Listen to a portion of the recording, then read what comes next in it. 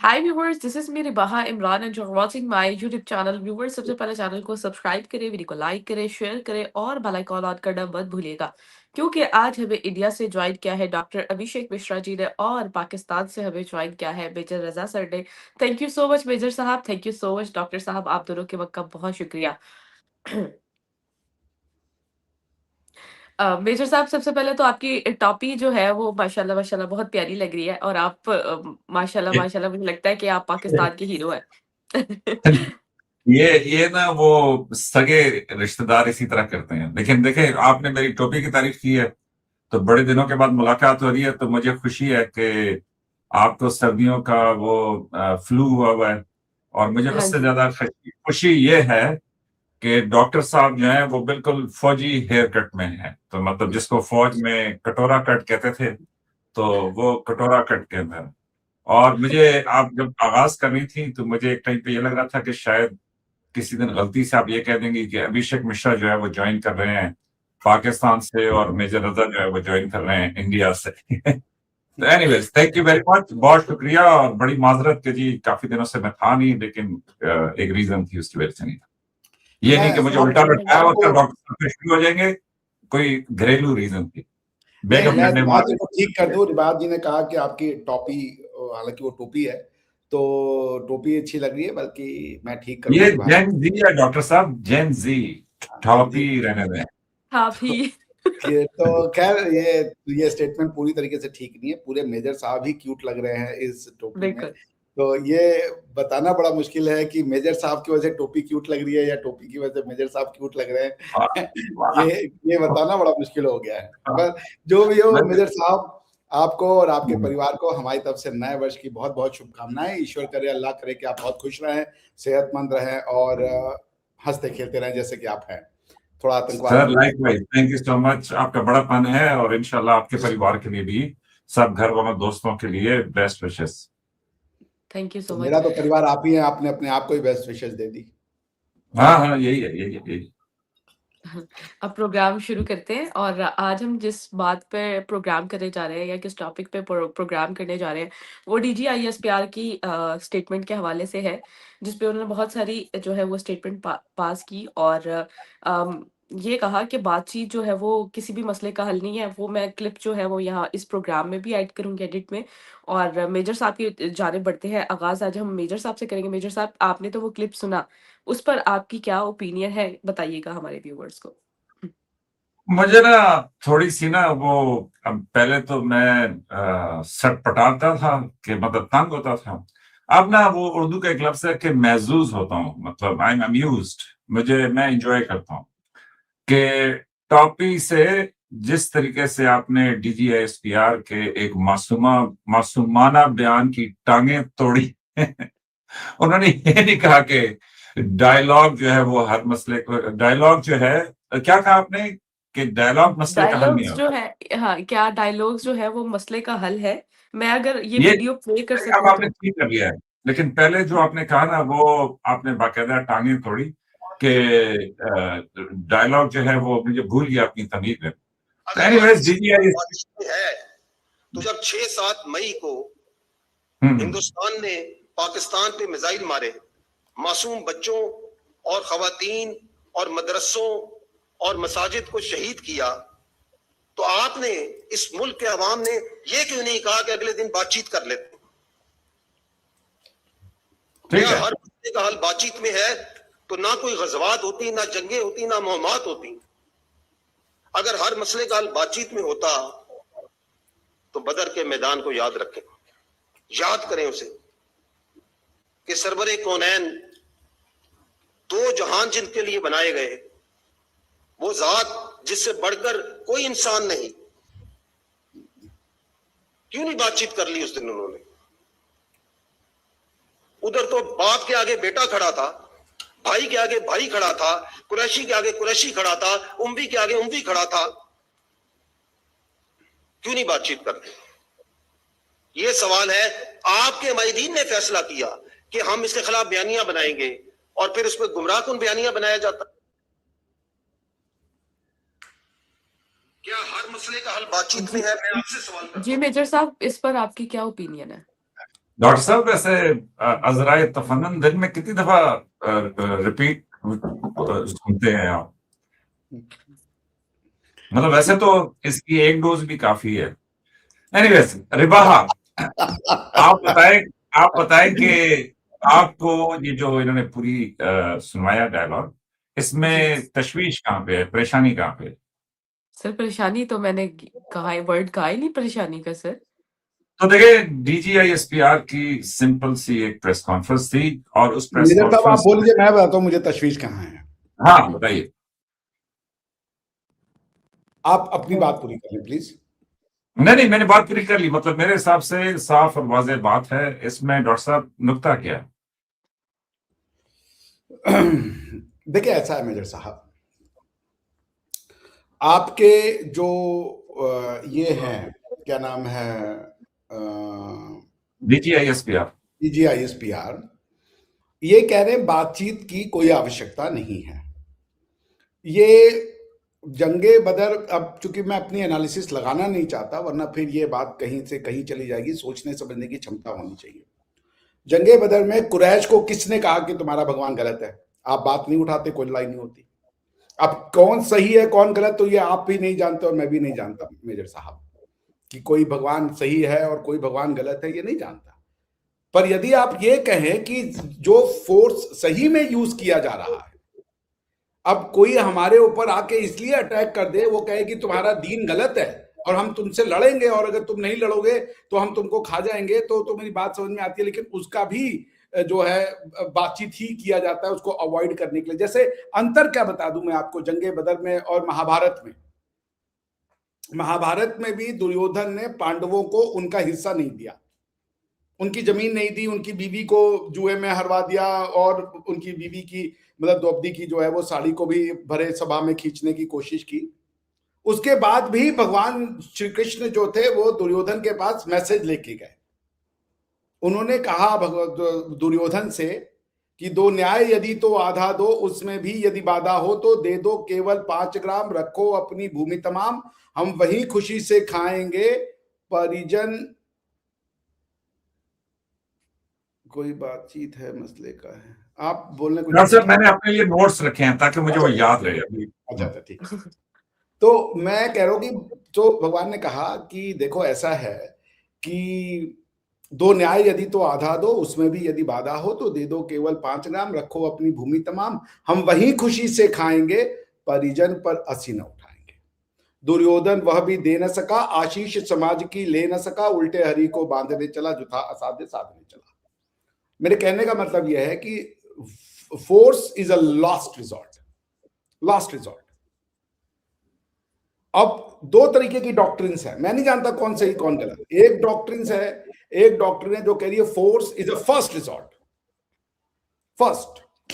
दूसरी डॉक्ट्रिन है कि फोर्स लास्ट रिजॉर्ट है, सेल्फ डिफेंस है। और अगर आप कभी ना यूएन चार्टर में आर्टिकल 51 के ऊपर इंटरनेशनल कोर्ट ऑफ जस्टिस के डिसीजन को पढ़िए तो आर्टिकल 51 में सिर्फ इतना लिखा है कि सेल्फ डिफेंस करने के लिए आर्म्ड अटैक का होना जरूरी है। लेकिन इंटरनेशनल कोर्ट ऑफ जस्टिस ने आर्टिकल 51 को इंटरप्रेट करते हुए Nicaragua versus United states of America के केस में यह कहा कि आर्टिकल 51 जो है वो भले ट्रीटी रूल है लेकिन ये कस्टमरी इंटरनेशनल लॉ को रिफ्लेक्ट करता है। It's the codification of customary international law. इसलिए इसमें दो ऐसे और एलिमेंट्स डालने होंगे, इंग्रेडिएंट्स डालने होंगे जो आर्टिकल 51 में कोडिफाइड नहीं है, लिखित में नहीं है। क्या क्या डाला उन्होंने? Proportionality and necessity, that what was the need, क्या जरूरत पड़ गई इस फोर्स की यूज करने के लिए कि आपको फोर्स के अलावा कोई और टॉपिक, कोई और तरीका ही नहीं था। जैसे आपके इन्होंने कहा हमारी मसाजिद सही कर दी, हमारे ऊपर अटैक कर दिया, हमारे बच्चों पे अटैक कर दिया, ये बात आधी है। भारत कब से कह रहा है कि टेररिज्म को बंद करो।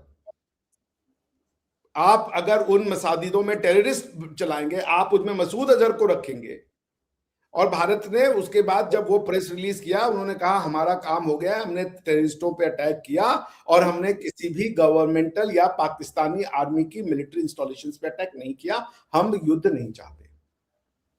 तो आप ये कह रहे हो कि नहीं हम टेररिस्ट तो रखेंगे, बस मैं 10 सेकंड में खत्म करूं, हम टेररिस्ट तो रखेंगे जी, आपको लड़ना ही पड़ेगा हमसे। या तो हमारे हिसाब से जिंदगी जी लो, हमारी एक डॉक्ट्रिन है, उसी हिसाब से तुम्हें चलना है, हम तो बदलेंगे नहीं, लेकिन आपको अपने हिसाब से सारी अपनी इतिहास को आप पीछे रिमूव कीजिए, हटाइए और हमारे हिसाब से चलिए जी। कश्मीर में चूंकि मुसलमान है तो हमारा है भाई, मुसलमानों को बराबरी का हिस्सा दो, लेकिन ट्रीटी ऑफ उमर होगा तो हम दूसरों को बराबरी का हिस्सा नहीं देंगे। हम अपना कॉन्स्टिट्यूशन बनाएंगे तो उसमें लिख देंगे कि मुसलमान के अलावा कोई राष्ट्रपति प्रधानमंत्री और नहीं बन सकता। हम अपना कॉन्स्टिट्यूशन बनाएंगे तो लिख देंगे कि इस्लाम के दायरे में जो फंडामेंटल राइट दिए जा सकते हैं वो तो दिए जाएंगे, उसके अलावा कोई ह्यूमन राइट्स नहीं है। जी अच्छा अब आप सर, जी मेजर साहब आप अपना ओपिनियन रखिए, फिर उसके बाद हम डॉक्टर साहब की जाने पाएंगे। अच्छा, माजरत, लेकिन देखें, बड़ी कमाल की गुफ्तगू, और डॉक्टर साहब की जो मतलब बड़े दिनों से मुझे हो रहा था कि कुछ कमी है, तो वो जो एक हैवी डोज उन्होंने भी दी है ना, तो अब मेरा बड़ा अच्छी शाम गुजरेगी।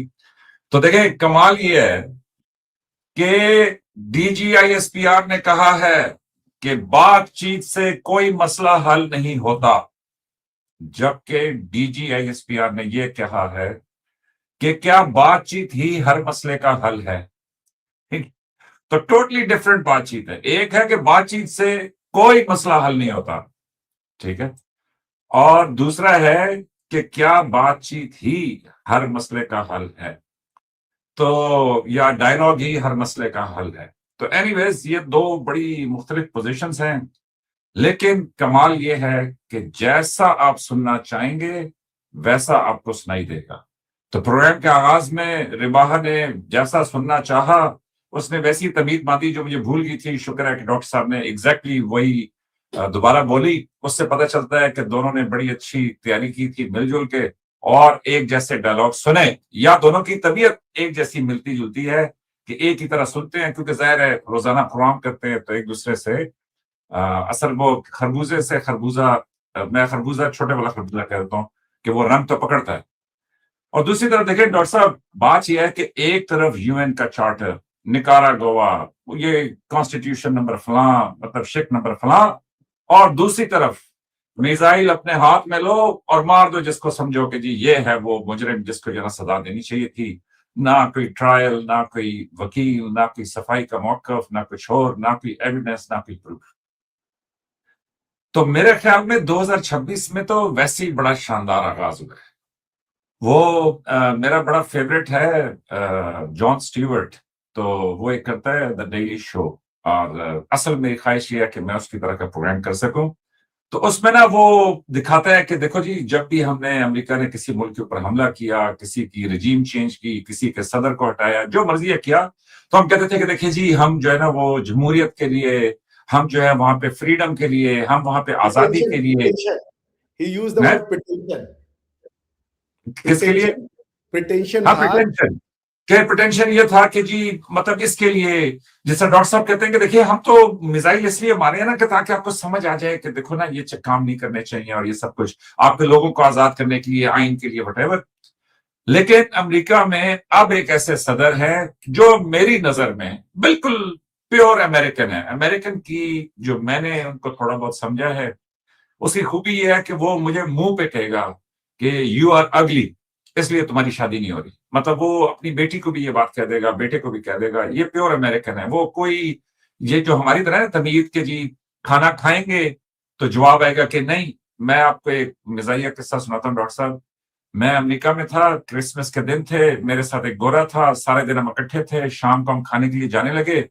तो उसने मुझे कहा कि जी मेरा जो चचा है उसका बेटा जो है उसके घर में पार्टी है क्रिसमस की, प्री क्रिसमस पार्टी है, तो अगर तुम माइंड ना करे तो उधर ही खाना खा लें। मैंने कहा कोई मसला नहीं है, चले चलते हैं। तो हम उसके घर चले गए। बाहर बर्फ पड़ी हुई डॉक्टर साहब, घुप अंधेरा है, 5 बजे अमेरिका में शाम हो जाती है, रेस्टोरेंट 6 बजे बंद हो जाते हैं। तो जैसे ही हम उसके घर पहुंचे तो उसका कजन बाहर आया, उसने बताया कि ये रजा जो है पाकिस्तान से है। तो उसने कहा hello, nice to meet you, ये वो। और उसके बाद डॉक्टर साहब, उसके कजन ने पूछा कि would you like to have food, कि क्या आप खाना खाएंगे? और टिपिकल पाकिस्तानी स्टाइल में जवाब है नहीं। ठीक है, मुझे यकीन है कि हिंदुस्तान में भी ये जवाब है। जैसे ही आप किसी से पूछेंगे खाना खाएंगे, पहले वो कहेगा नहीं। तो मैंने जैसे ही डॉक्टर साहब कहा नहीं, तो उन्होंने कहा ओके, और वो दोनों अंदर चले गए और मुझे बाहर बिठा। ठीक है डॉक्टर साहब। अब और वो जो बेवकूफ आदमी मेरे साथ था, जिसके साथ मिलकर मैंने खाना था, उस बेशरम ने भी दोबारा कहा ही नहीं कि यार हमने तो खाना खाना था, तू आ जा अंदर। वो भी दोनों अंदर बिल्कुल अमरीकी स्टाइल में अंदर चले गए। डॉक्टर साहब 1-2 मिनट गुजरे तो मैं बाहर देखूं अंधेरा, साथ देखूं बर्फ। मैंने कहा उस्ताद ये तो कोई रेस्टोरेंट नहीं मिलेगा, क्रिसमस के दिन है, लोग वैसे ही जल्दी छुट्टी कर रहे हैं। तो ये इतनी लंबी रात सर्दियों की, और वो भी अमेरिका की सर्दियों की बर्फ वाली लंबी रात, ये भूखा कैसे तो गुजारेगा। तो ढीठों की तरह मैं खड़ा हुआ, मैंने वो शीशे पर नॉक किया तो वही उसका कजन बाहर आया। मैंने कहा I would like to have food, मतलब मैं खाना खाना चाहता हूँ। तो उसने कहा तो फिर मसला क्या है, आ जाओ अंदर। तो वो मुझे ले गया। एनीवेज वो सब लोग बड़े अच्छे तरीके से मिले, ये वो फलाने का। तो उसकी फैमिली ने बड़ा अच्छा लुक आफ्टर किया। तो मैंने उनको फिर ये बात बताई, मैंने कहा जनाब ये इंडिया पाकिस्तान से कोई आए ना, तो हमारे घरों में जब कोई मेहमान आ जाता है तो उससे आप कम से कम 5-6 बार पूछें कि खाना खाओगे? तो उनको ये समझ ही नहीं आ रही थी डॉक्टर साहब कि भाई इसमें मतलब हाउ डू यू गैस कि इट्स अ जेन्युइन नो या इट्स अ जेन्युइन यस, और फिर इतना तकल्लुफ तुम लोग क्यों करते हो? तो मैंने कहा यार इसकी मुझे रीजन नहीं पता, लेकिन हमारे यहाँ मैं मतलब फैमिली ने गैस करना है कि डॉक्टर अभिषेक मिश्रा मेरे घर आ गए हैं, डॉक्टर साहब खाना खाएंगे। अरे नहीं नहीं नहीं नहीं नहीं। तो अब मैंने और मेरी बेगम ने किचन में जाके डिस्कशन करनी है कि देखो वो कह रहा है कि नहीं खाना खाना। तो बेगम ने कहा नहीं नहीं नहीं नहीं, उसने खाना खाना है। तो एनीवेज मैं ये कह रहा हूं कि ये हमारी एक वो कल्चर है, ये हमारी एक वो चीज है। लेकिन जब घुप अंधेरी रात हो, बाहर बर्फ हो, तो फिर आपको कई दफा ढीठों की तरह खड़े होकर कहना पड़ता है कि जनाब मैंने खाना खाया। तो एनीवेज मैं इस बात को जोड़ना चाह रहा था इस चीज से कि हमारे यहाँ मतलब देख रहा, ये जो अमेरिकी सदर है अभी, तो वो हाँ जॉर्ज स्टीवर्ट की बात, तो उसमें ना जॉर्ज स्टीवर्ट कहता है कि जमहूरियत के लिए, आजादी के लिए पहले अमेरिकी सदर ये कहा करते थे। लेकिन अब जो अमेरिकी सदर है उसमें वो क्लिप है बड़ा खूबसूरत, उसमें वो दिखाता है कि जी प्रेसिडेंट साहब जो है अमेरिका के, वो कहते हैं कि जी ऑयल के लिए गए हैं, ऑयल वाली कंपनियां हमारी जाएंगी, हम सारा इनका तेल ले लेंगे, सारी इनकी दौलत ले लेंगे। और वो क्लियर, ट्रंप साहब क्लियर बता रहे हैं कि भाईजान मैं कोई जमहूरियत वमूरियत के लिए नहीं गया, मैं बाकायदा उधर डाका मारने गया हूं, मैं वहां से सारे पैसे सारी दौलत ले लूंगा। और वो सेनेटर लिंडजी ग्राहम जो है उनको थोड़ी देर के लिए माइक मिलता है, जहाज में ये खड़े हुए हैं, और वो कहते हैं कि देखो आजादी के लिए, हकूक के लिए, वेनेजुएला के लोगों की बेहतरी के लिए ये वो फलान। और प्रेसिडेंट ट्रंप साहब वो अच्छी तमीज बांधता है, मतलब जो डीप स्टेट को चाहिए होती है। और प्रेसिडेंट ट्रंप साहब फिर उसके बीच में टांग अड़ाते हैं और कहते हैं और तेल के लिए बताओ इनको कि हम तेल के लिए गए। तो मैं ये कह रहा हूं कि अब तो डॉक्टर साहब मामला कहाँ यूएन, कहाँ कुछ और, कहाँ सब कुछ, अब तो मामला ऐसे हो गए हैं कि जी मेरे हिसाब से मैंने एक दिन प्रोग्राम भी किया था, 2026 जो है वो बड़ा टफ साल होगा दुनिया के लिए। तो ये जो जेन जी है, इन्होंने तो ना कोई जंग लड़ी है, ना कोई जंग देखी है, ना कोई वो सब कुछ किया है। हमने भी खैर से नहीं देखी, लेकिन कम से कम उसकी कहानियां सुनाने वाले जिंदा थे कि जिन्होंने वर्ल्ड वॉर 2 में हिस्सा लिया था, और वो बताते थे कि भाई जंग जो है वो कितनी खतरनाक, कि आपको अपने गांव में कोई ऐसा फौजी नजर आता था कि जो सुन नहीं सकता था, सही तरह बोल नहीं सकता था, वो इसलिए कि कहीं बर्मा में या कहीं और उसने गोले बारूद या तोफाना चलाया हुआ था। तो मेरे ख्याल में 2026 में इंडिया पाकिस्तान स्टिल बड़े बेहतर मुल्क हैं। डॉक्टर साहब ठीक है, जितनी मर्जी है तनकीद करें, सब कुछ करें, लेकिन देखिए जी जयशंकर साहब ने हाथ मिलाया ना जी अयाज सादिक साहब के साथ। तो बाकी किसी को पसंद आया नहीं पसंद आया, मुझे जाती तौर पर बड़ी खुशी हुई कि जी उन्होंने हाथ मिलाया। और लेकिन फिर वहां मजे की बात थी डॉक्टर साहब कि उससे कुछ दिन पहले ही हम आपको कह रहे थे हाथ मिलाओ, क्रिकेट में आप बल्ले मारते थे, मतलब लेट जाते थे ग्राउंड के अंदर, वो सारा कुछ। तो ये माने कि पाकिस्तान, मतलब आप जाहिर है कि बहुत बड़ा वो साइज रखते हैं, लेकिन पाकिस्तान अपनी छोटी सी उसमें जो थोड़ा बहुत कर सकता है वो करने की कोशिश करता रहता है। लेकिन मेरी समझ के मुताबिक ये जो DGISPR का बयान था उसमें उन्होंने ये कहा कि क्या हर चीज का, हर मसले का हल बातचीत है? तो उसका स्ट्रेट फॉरवर्ड जवाब बनता है कि जी नहीं, बहुत सारे मसाइल ऐसे हैं कि जहां पे बातचीत नहीं चलती। इवन डॉक्टर साहब ने जो मिसाल दी कि जी हमने मिसाइल मारे, तो इन्होंने वही साबित किया ना जी कि बातचीत से मसला हल नहीं होता, तो इसलिए हमने मिसाइल मारने। और ये बात DGISPR साहब कह रहे थे। तो आपने उसकी टांगे तोड़ के ये बना दिया कि किसी भी मसले का हल बातचीत नहीं है, जो कि मतलब एकदम से सारे कहेंगे कि नहीं। तो मेरा ख्याल में कि 2026 बड़ा टफ साल है और इसमें इंडिया पाकिस्तान में जो एनालिस्ट या जो ओपिनियन मेकर जितनी बातचीत कर रहे हैं, अब हमारा टाइम है कि वो जिस तरह गांव में कोई ग्राउंड होता है ना, कि उसके बनने पे बैठ के हाथ ऐसे रख के देखें कि ट्रंप ताया क्या कर रहे हैं, वो स्टामर अंकल क्या कर रहे हैं, वो जो दूसरे उधर रूस वाले हैं वो क्या कर रहे हैं, और इनको एक दूसरे के ऊपर जो उन्होंने करना है, जमहूरियत फैलानी है या ऑयल लेना है, ये सब कुछ करने दें। और इंडिया पाकिस्तान को, बल्कि इस पूरे रीजन को चाहिए कि वो बच बचा के ना इसमें से निकल जाए, ताकि 2026 में जो ये सब कुछ होना है उसके बाद हम बेहतर पोजीशन में हों, जिस तरह दूसरी जंग अजीम के बाद अमेरिका एक इंतहाई एडवांटेजियस पोजीशन के अंदर था। तो मेरे तो ये अपनी वो कॉन्टेक्स्ट है कि जिसमें मैं चीजों को देखता हूँ। लेकिन 12 एनीवेज बातचीत लंबी होगी, लेकिन ये ठीक है कि जैसा आप सुनना चाहे, मेरा भी मोबाइल नहीं है, वरना उसमें मेरी बेगम जब कोई इस तरह के डायलॉग मारती है, मैंने बिल्कुल कुछ और कहा होता है और उसने बिल्कुल उल्टा सुना होता है, तो मैं वो लिख लेता हूँ। तो अभी माजरत मेरे पास मोबाइल नहीं है, वरना मैं आपको लाइव मतलब ऑथेंटिक रेफरेंस के साथ बताता कि जी क्या मैंने कहा और आगे उसको सुनाई क्या दिया।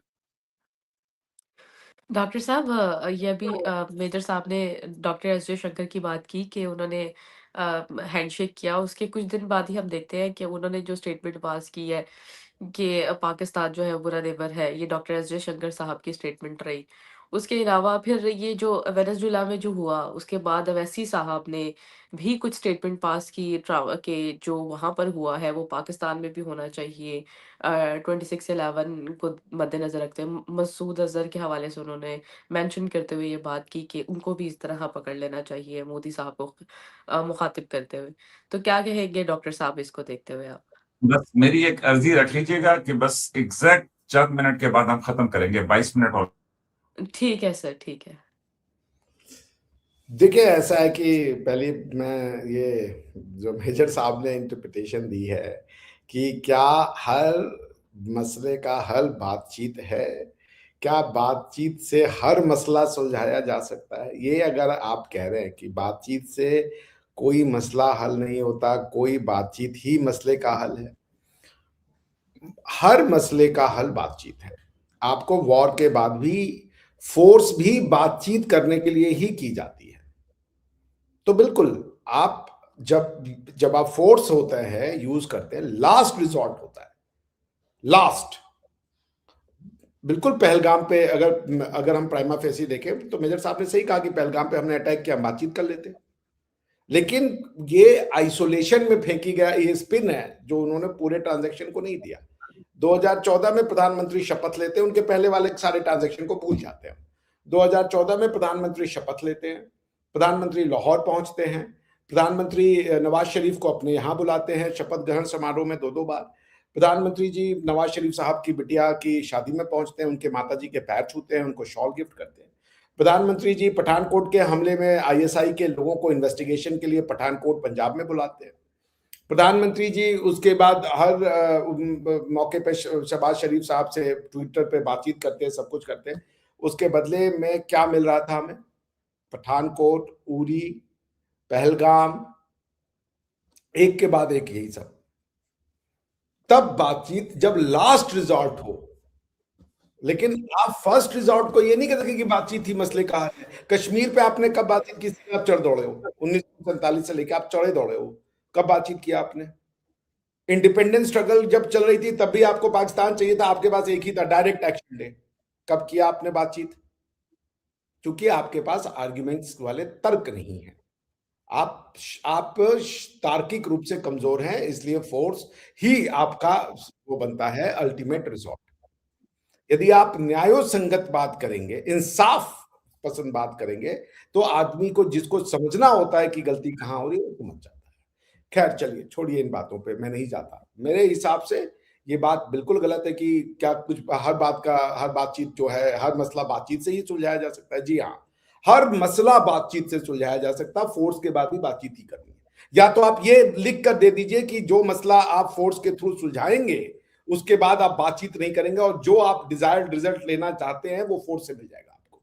आप मुझे बता दीजिए, फोर्स एक मिनिमल टूल है आप एडवांटेजियस पोजीशन में बातचीत करने का, बस। But ultimately table he solution है। और मैं एक बात कह दूं, चाइना और इन्होंने अमेरिका की बातचीत की। देखिए, मैं मार्को रूबियो साहब का स्टेटमेंट सुना था और मेरे तो होश फाख्ता हो गए। मार्को रूबियो कह रहे वेस्टर्न हेमिस्फीयर हमारा है और यहां पे कोई हमें नहीं चाहिए जो अमेरिकन इंटरेस्ट के खिलाफ हो। मैं हैरान हो गया, ये वही लोग हैं जो इंडो चाइना जो है समुद्र को कहते हैं ये फ्री होना चाहिए, ये open to trade for all होना चाहिए। तो आपको चाइना सी में, साउथ चाइना सी में, आपको एशिया पैसिफिक में रूल बेस्ड ऑर्डर चाहिए, ओपन फॉर ऑल होना चाहिए, सारे ट्रेड वहां से फ्रीली हो जाए, अमेरिका जिसके साथ चाहे वो फ्री ट्रेड करे। और वेस्टर्न हेमिस्फीयर में ये नहीं लगेगा, वेस्टर्न हेमिस्फीयर में फ्री ट्रेड नहीं होगा। ये जो दोगलापन है, देखिए मैं जब कहता हूं जब कोई ताकत शक्ति ब्रेजन हो जाए वो अपने जिसे समझ लीजिए अपनी अंत की ओर उसका रास्ता प्रारंभ हो जाता है। तो या तो ये कहते हैं कि रूल, हाँ जी जी सर, प्रोग्राम को हम थोड़ा सा आज शॉर्ट रखेंगे, फिर एक मैं अपनी बात वाइंड अप करता हूँ। जी सर, जी सर। मैं बस आपसे इतना ही कह रहा था कि जो मेजर साहब में और मेरे में यहाँ पर एक कन्वर्जेंस है कि अमेरिका जिस तरीके से ब्रेजन पावर का इलीगल यूज कर रहा है वो ठीक बात नहीं है। अगर साउथ चाइना सी फ्री होना चाहिए, रूल बेस्ड होना चाहिए, तो कैरिबियन भी, पैसिफिक भी, वेनेजुएला अगर डॉलर में ट्रेड नहीं करना चाहता तो वो वेनेजुएला की मर्जी है। आप डॉलर को इंटरनेशनल करेंसी नहीं बना सकते, यह आपकी मिल्कियत नहीं है, आपकी बपौती नहीं है। End of the matter, the world must take a stage against this kind of I would say hooliganism, दादागिरी आज तक किसी की नहीं चली है। So we must all come together that we would say we want a free Western Hemisphere, a rule-based Western Hemisphere, and not someone's personal property of Western Hemisphere. अगर ये एक स्पेसिफिक आपका ट्रेड रूट फ्री होना चाहिए तो western hemisphere के सारे trade route free होने चाहिए। वेस्टर्न हेमिस्फीयर के हर कंट्री को ये राइट होना चाहिए कि वो जिस कंट्री से जैसे चाहे वैसे संबंध बना सके। जी मेजर साहब कुछ कहना चाह रहे हैं? Thank you so much. Doctor साहब, वो मैं तो उम्मीद कर रहा था कि मोदी साहब कोई इस पे स्टेटमेंट देंगे कि जनाब ये ब्रेजन क्या तरीका है, और वैसे भी हमने कंडेम कर दिया, आपने नहीं पढ़ा फिर? ना ना ना ना, देखें ये जो छोटे मोटे बच्चे हैं इनको ये बताया करें क्या? मैं तो बड़े आदमियों के साथ, आपने तशवीश का इजहार किया है कि उफ परेशानी हो रही है। कंडेम बहुत बड़ा लफ्ज है डॉक्टर साहब। मैं आपको इंडियन एम्बेसी का, इंडियन फॉरेन मिनिस्ट्री का स्टेटमेंट दे देता हूं आपको, आप देख लीजिए। जरूर। लेकिन बहरहाल मैं तो अभी क्या कहते हैं उसको ये कहूंगा कि मुझे आप कह रही थी ना जयशंकर साहब ने कहा कि जी पाकिस्तान बुरा, देखिए उन्होंने एक डोमेस्टिक ऑडियंस को भी तो करना है ना, तो जब उन्होंने हाथ मिलाया तो जाहिर है बड़ी ले दे हुई, तो फिर उन्होंने एक डोमेस्टिक ऑडियंस को तो वो करना। तो एनीवेज बहुत शुक्रिया, बड़ी मेहरबानी आप लोगों की। तो माजरत अभी जरा कहीं जाना है और वो बॉस के ऑर्डर हैं। अब ये यहाँ पे आपके सारे मनचले समझेंगे पता नहीं कौन बॉस है, लेकिन इनको जरा बताना कि वही मेरा भी बॉस है जो तुम सबका बॉस है। अब सोचो कि वो कौन है। अच्छा, वैसे रिवाज जी ने ये प्रोग्राम, इसके प्रश्न मुझसे भी किया था और मियां आसिफ अली साहब से भी किया था। मेजर साहब और मियां आसिफ अली साहब का ये जो जयशंकर साहब के बयान पे डिट्टो वही आंसर है। डिट्टो नहीं तो यही है।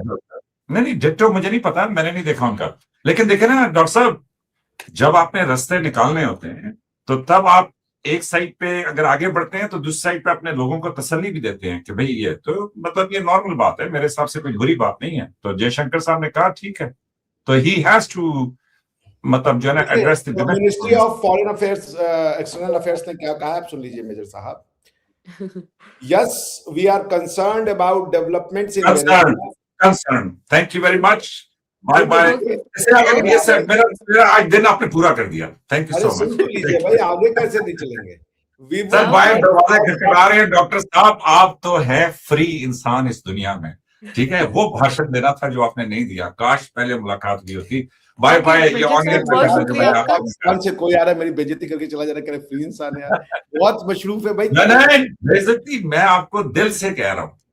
हाँ, दिल से कह रहे कि आप खाली इंसान है यार, हैं? बड़ा नो यार, नो नो नो, अजीम, मैंने आपकी फ्री। टोपी की तारीफ करी, मूंछों की तारीफ बहुत करी, शुक्रिया आप मेजर साहब, आपके वक्त का बहुत आप शुक्रिया। अजीम इंसान है। मैंने अगले दिन एक प्रोग्राम में आपका हवाला भी दिया है। मैंने उसमें कहा है कि डॉक्टर अभिषेक मिश्रा ने ये बात कही और मैं उसके ऊपर सोच में पड़ गया। वो जो आपने कहा था कि जी ये जो मोरूसी सियासतदान हैं, they are the best people to serve. तो मैंने चीफ मिनिस्टर पंजाब हैं मरियम नवाज, उन पे एक प्रोग्राम किया, वो काफी घूम फिर रहा है, लेकिन डॉक्टर साहब एक प्रोग्राम वायरल हुआ और उसके ऊपर मेरे एडिटर ने ऐसी लगाई है कि मैं हिल हिल हिल हिल के आ रहा हूँ, कल हिल हिल के इधर जा। मैंने कहा वेरी गुड, तू भी चांद का टुकड़ा है। बाय बाय, अल्लाह हाफिज। Okay sir, thank you so जी, मच अल्लाह मेजर हाफ़िज़। साहब, आपके खुश वक्त का बहुत बहुत शुक्रिया। और डॉक्टर साहब, आपके वक्त का भी शुक्रिया। नेक्स्ट प्रोग्राम तक के लिए हमें दे इजाजत। Thank you so much.